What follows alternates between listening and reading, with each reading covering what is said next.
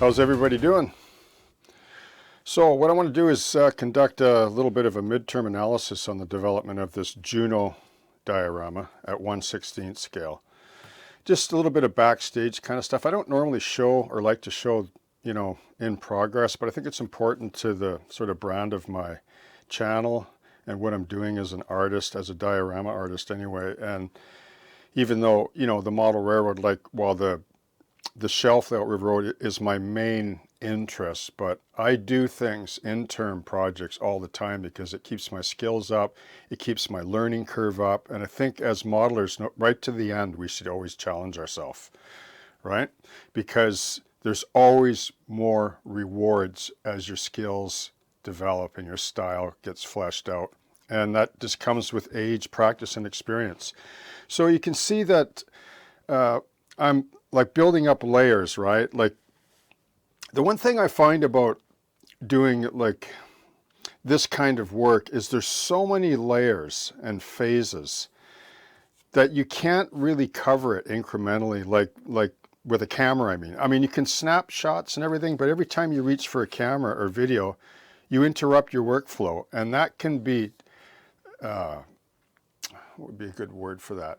It can be incredibly disruptive to the zone that you get in where you do your best work, right?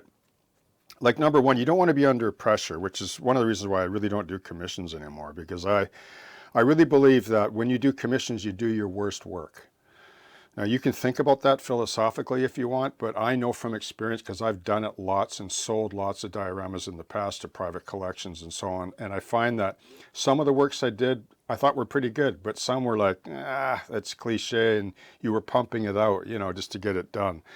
So it's nice to be able to not do that and to not build for competition or a show. Like I get shows, like I like to show my work, but I really don't care what the outcome is. If you get rewarded for it, great. And that's always maybe something that's in the back of people's minds, I find too. But the most important thing is you should be having fun when you're doing it. Like you should really be getting this inner soul enriching comfort and edification from it in a way, because it's a creative process, and that just sort of comes naturally to a lot of human beings in one way or another. Like it varies with personality types, right brain, left brain thinking, and all that stuff. But like somebody that's in AutoCAD and they're designing it like a flood valve for a sewage system, or whatever, like that's creative. Like they're creating it, right? Like, you know what I mean? And then there's this kind of, so everything that we wear, we own, that brings us comfort and security comes from like a type of artistic expression. People create it, whether it's singular or collectively. That's what we do. That's how we build civilizations, right? So with building this particular diorama, this is about the midpoint, I would say. And I just want to close by sharing a couple of things with you. So you're going to need photos, right? So this is a part of Juno Beach, but I have taken artistic license, means I take impressions from my research and I want to capture the spirit and feel of Juno Beach. Like this is somewhere between like Berniers and St. Aubin, like in that area where there was this part of a wall, but now like if you were to go there to Normandy, France, like the sand is this high. Like it's just this little wall you can just jump up on. But during Normandy in 1944, it was like 6 to 8 feet high. And then there was the old wall, and there were bunkers, there were tobrukes, there were different gun emplacements and so on all along that beach. So I'm trying to capture the feel of it, even though this particular scene is actually prototypical on one area of the wall, but I've obviously, compressed some of it, or I've embellished some of it because I really want to capture the feel of the beach. Now let me just show you a couple of things, okay?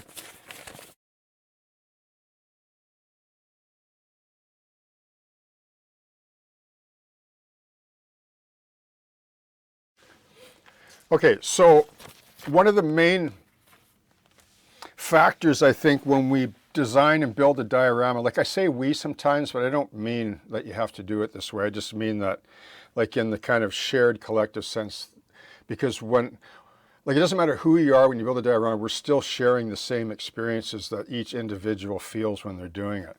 So I want to capture everything about the emotion in the scene without the vehicles or the figurines. I've mentioned that before, like, yes, there's a figurine plan for this, and yes, there's a vehicle, but that's sort of always simmering in the background, and I think we have to work every component continuously, right? Like it's in this kind of ebb and flow and flux as we're building up the diorama to its finished state.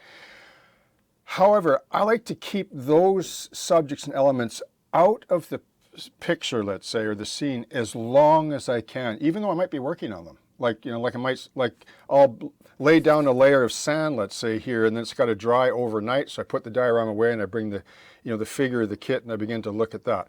However, you do need photos, and like I use photos for reference. A lot of times I put the photos away when I'm sort of in the middle of it, just creating all the little in-between stuff. Like I don't want to be forced. Like I don't want to make it exactly the same. But let me give you an idea of what I see or how I inspire my work to the state of where it is, like, and the things I like to avoid. Like, okay, so here's a beach scene in Normandy, right? I think that's down near where the channel is down here, and Berniers is this way. So there's, okay, which way is that? That's west and then east. So this scene is a little bit east of this particular area, and it's not like this. Like, here's the typical, okay, I'm going to do a beach scene, sprinkle some sand and a little bit of texture, and then there's been a lot of activity here. This is like in the modern age, probably 2020, this photo. But that to me is kind of boring, like, because when I cut a piece of that out, like a scene, like that's all it's going to be is sand. So this I would use as a color key, sort of, right? Okay. And then there's this, like this has more texture now, and this is important with 1/16 scale, I believe, more than color, even though color is always important. But you can see the textures. There's sand, there's different tide lines. See that? Like the tides are really aggressive in Normandy. Like they go, I mean, they are anywhere, I think, on a lot of beaches throughout the year. However, you can see a lot of the stonework, sand, like fresh sand up here. There's grasses growing in the sand. So you can see the different seaweed particles here, and then the stone and so on, right? So I'm trying to capture some of that as well. But you can see I'm embellishing a little bit. But this is actually very prototypical of some parts of Juno Beach, depending on the areas where you are. So here you can see like another section where there's, tidal pools. The tide's gone way out. The darker sand where it's wet, it gets lighter where it's drying out. Here's a little bit darker with a lot of stonework, and the water is still like pockets of water. And then the seaweed, see all that seaweed along there? Okay, which I haven't put in yet, but I'll show you in closing what I'm doing with it. So here's a shot of seaweed. This is on the same beach, but further down. Like this was a cycle, obviously, and the high tide and brought in. Look at the seaweed. Like you can see this, the kind of noodle. They're like these pasta noodles, with a translucency to them that I'm working on, which I'll sort of touch on. And then this green kind of other seaweed. Just like you'll see this sections of this like along a beach, like just clumps of it that come in. And this is quite a, it spreads out for quite a ways. So part of the, the development of this diorama at this point is where I'm doing multiple elements all the time, right? So you can see right here, I'll possibly touch on this again later maybe, but this is all done with like tissue paper, toilet paper, but the base is always matte medium, like acrylic matte medium, which I've talked about. Like this whole model is soaked and covered in matte mediums of some sort, whether it's flat, semi-gloss, matte, transparent, whatever, because it seals the whole diorama for like 100 years. Like, and the color fast, like it seals it in. Okay, and that's already proven anyway. So that's why I use acrylics, and they're water-based. They're easy to use. They're fast drying. I can do things like this. What I can do with acrylics in a day would take weeks for somebody that uses like enamels and solvents and lacquers. Like I get why people use them because of the, just the quality of glazes and washes and so on, but you can do it all with acrylic if you're willing to attack the learning curve. So you can see here, like here's some of that green seaweed. So you can see I haven't got the colors quite there because I'm doing glazes, but you can sort of see, if I can get that under there, you can sort of see where I'm doing this for this, and then this is a different type of texture, okay? needs a little bit more work and color. And then this is going to be a little bit slightly more glossier. I'm just working on a glaze for that. And this is all done with Liquitex. And, you know, by now people know what I mean when I say that with Liquitex.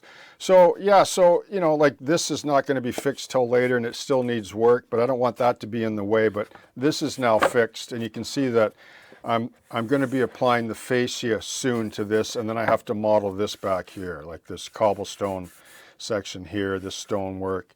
This gets a black fascia.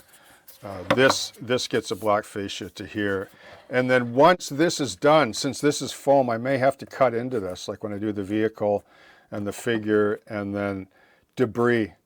But I'll cover that as well. But anyway, that's sort of a midterm analysis for you and some of my thoughts, well, my philosophical thoughts around the development and composition of a diorama.